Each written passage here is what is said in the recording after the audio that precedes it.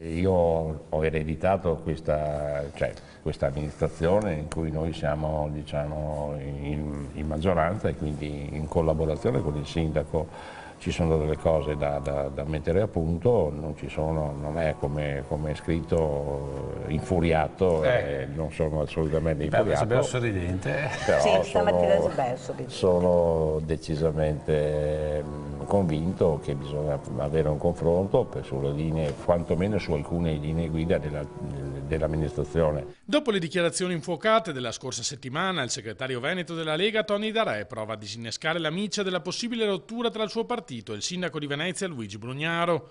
A Cafarsetti si dà ormai per certa l'uscita dalla giunta dell'assessore al commercio Francesca Guzzon per dissidi ormai insanabili col primo cittadino.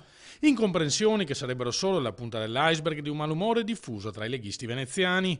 Tra i motivi di contrasto il referendum sulla separazione di Mestre e Venezia e una gestione della sicurezza, secondo il Carroccio decisamente troppo morbida.